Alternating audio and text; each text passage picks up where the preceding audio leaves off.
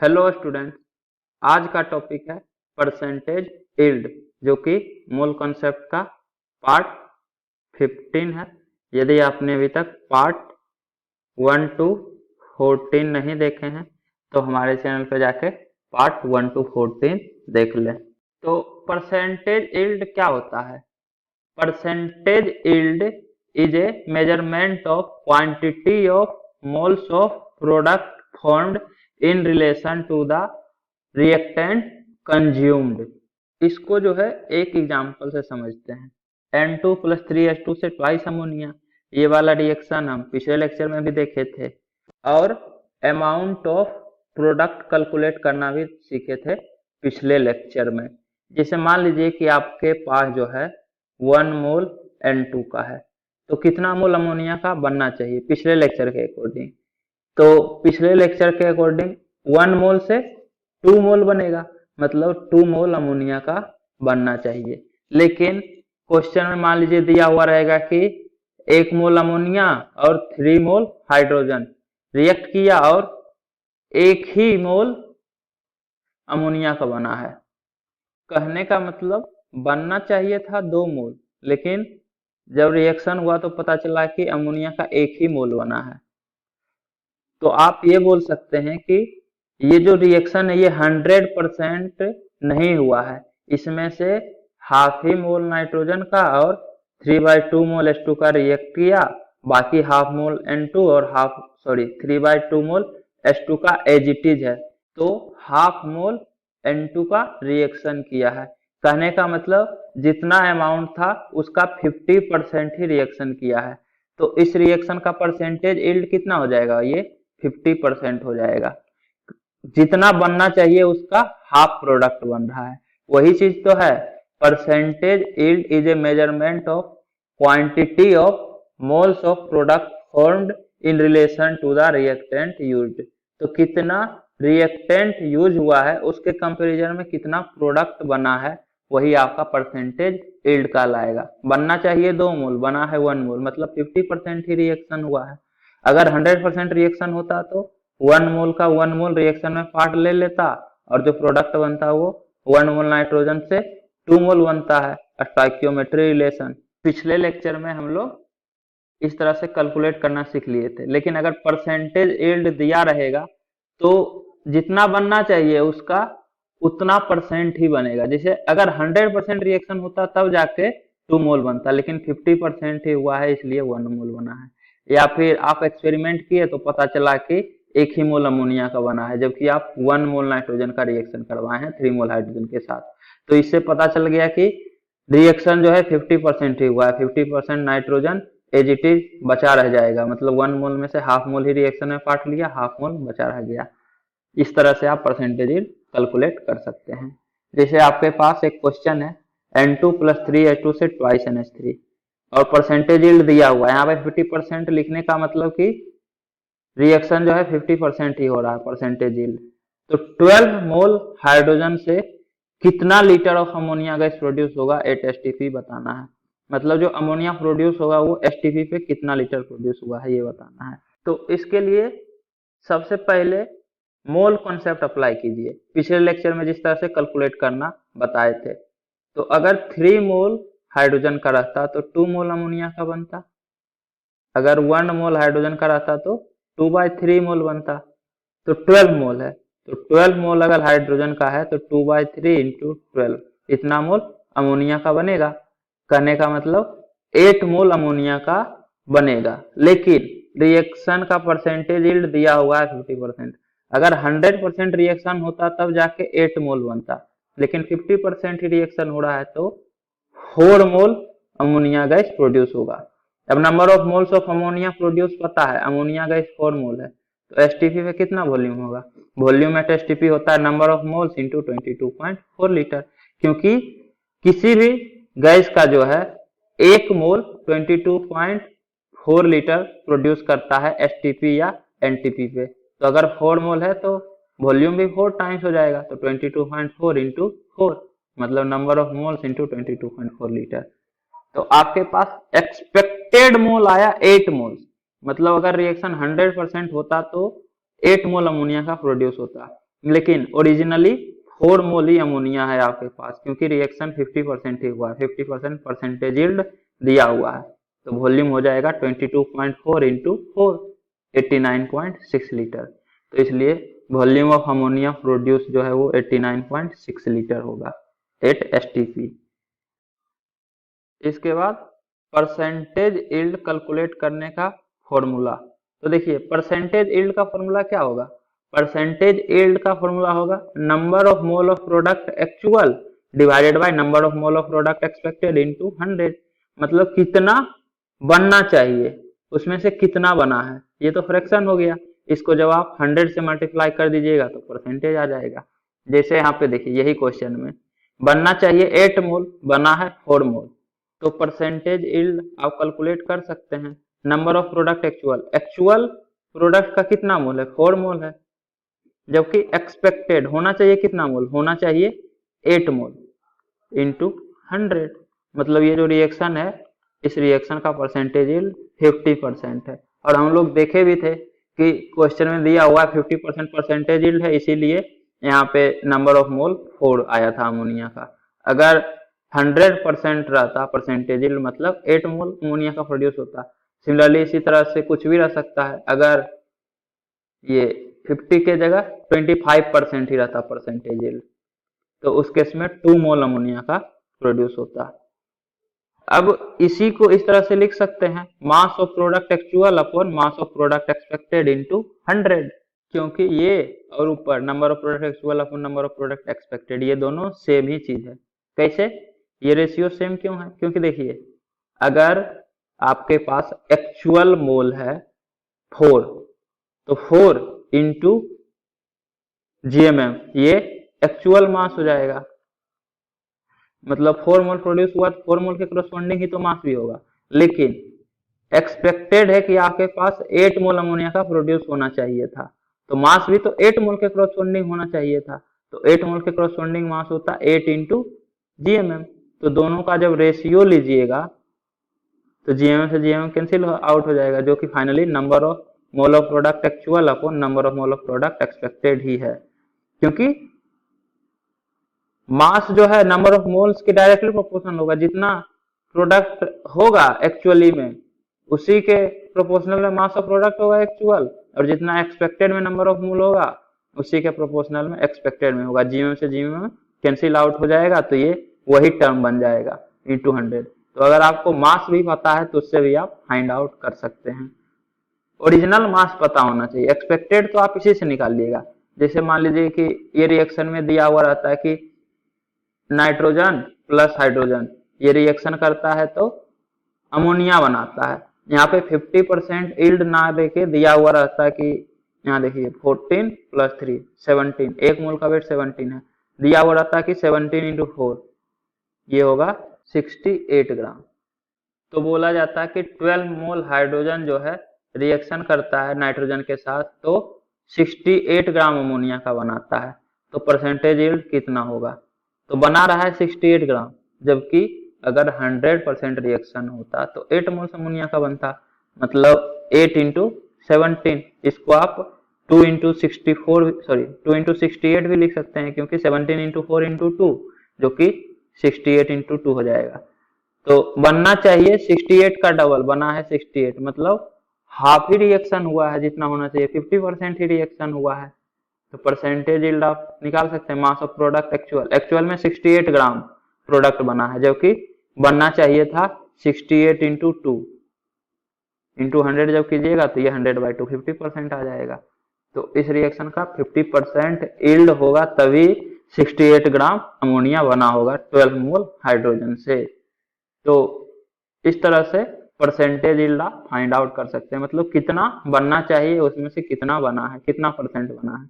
जैसे एग्जाम दिए आप, तो मैक्सिमम आपको कितना मार्क्स आ सकता है, अगर 100 मार्क्स का पेपर है तो 100 आ सकता है। अगर आपको 90 मार्क्स आया है तो आप बोल सकते हैं कि आपका 90% ही आया है। क्यों, क्योंकि mass actual upon mass expected, expected तो है कि 100 में 100 ही आ सकता है इंटू 100, तो ये परसेंटेज आ गया 90, मतलब आपका जो परसेंटेज है 90%। उसी तरह से यहाँ पे भी सिंपल परसेंटेज निकाल रहे हैं कि कितना परसेंट रिएक्शन हुआ है। जैसे नेक्स्ट क्वेश्चन है, sample of N2 plus 12 mole of H2 से 4 मोल अमोनिया का बना है। तो परसेंटेज यील्ड आपको बताना है और अनरिएक्टेड हाइड्रोजन कितना है ये बताना है, मतलब रिएक्शन होने के बाद कितना अमाउंट हाइड्रोजन का बचा हुआ होगा। सैंपल ऑफ N2 मतलब N2 आपको जितना चाहिए सफिशियंट अमाउंट में है आपके पास, अपने जरूरत के अकॉर्डिंग आप यूज कर लीजिए। जैसे 12 मोल H2 है तो N2 प्लस 3H2 रहता है। कहने का मतलब जितना N2 है उसका ट्रिपल H2 चाहिए, मतलब H2 का 1/3 N2 चाहिए। तो आपके पास 12 मोल H2 है तो आपको 4 मोल, 12 का 1/3 4 मोल N2 का चाहिए।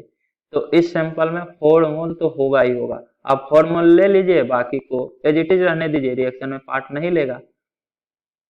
तो 4 मोल N2 प्लस 12 मोल H2 से 4 मोल NH3 का बनता है। तो परसेंटेज यील्ड क्या होगा, अनरिएक्टेड हाइड्रोजन कितना है ये बताना है।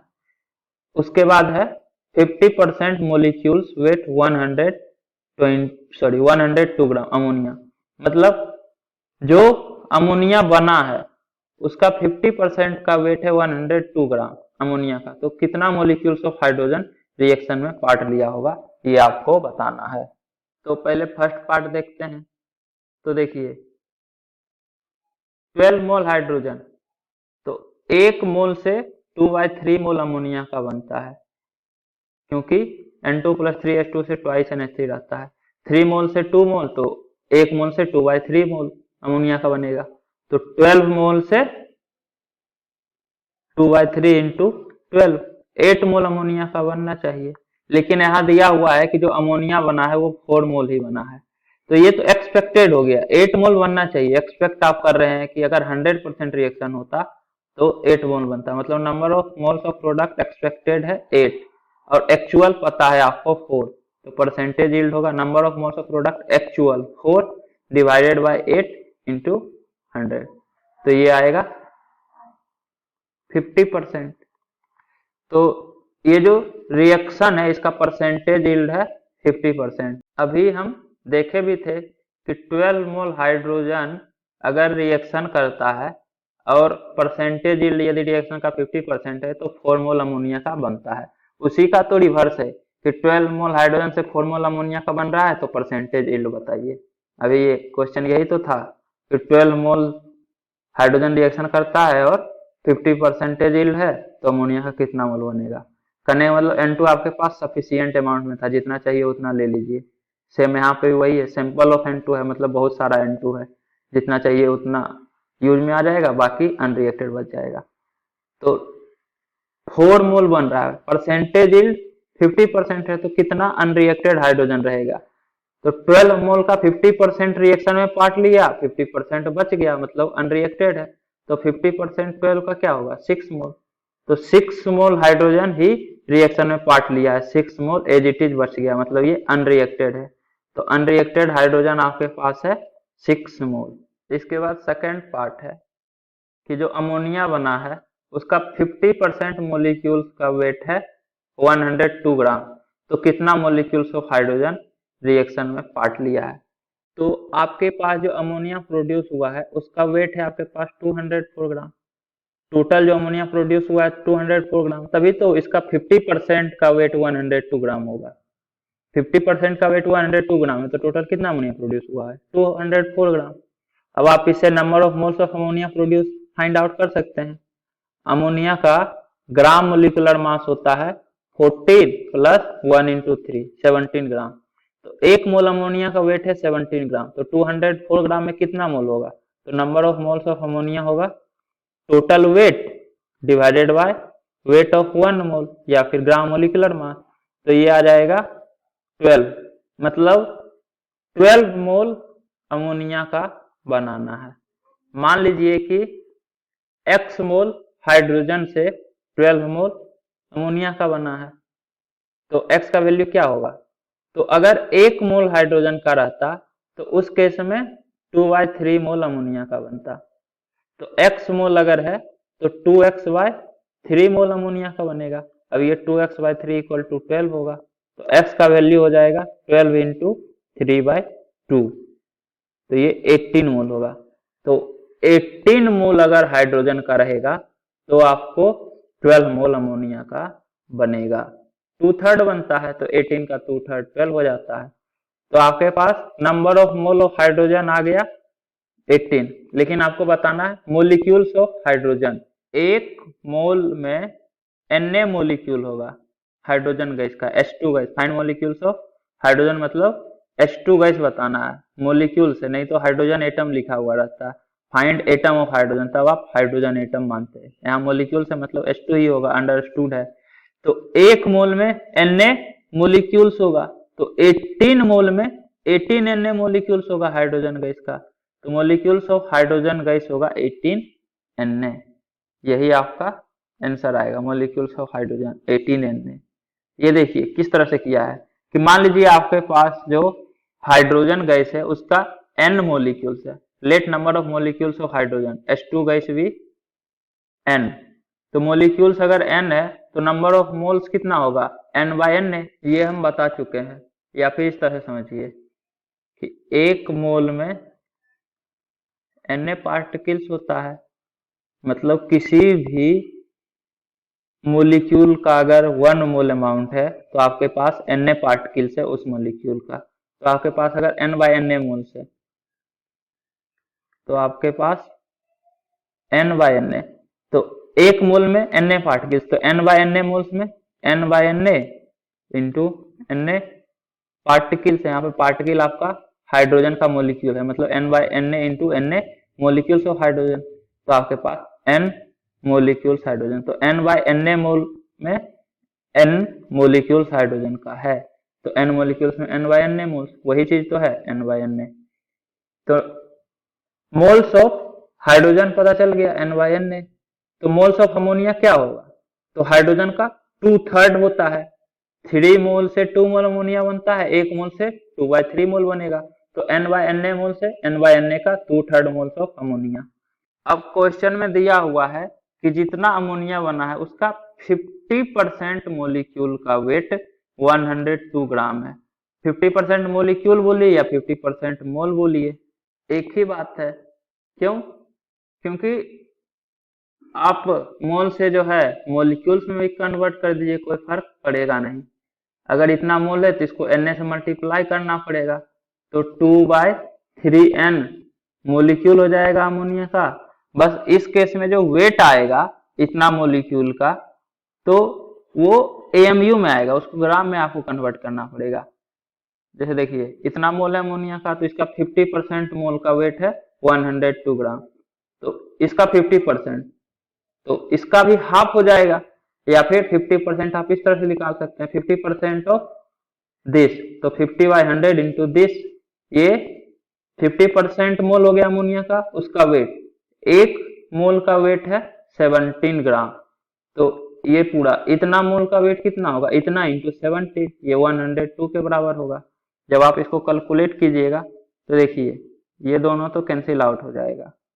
तो n/Na इक्वल टू 102/17, और ये 3 ऊपर जाएगा तो इंटू 3, तो 17 से ये 6 टाइम होगा, तो 6 इंटू 3, तो n/Na इक्वल टू 6 इंटू 3 मतलब 18।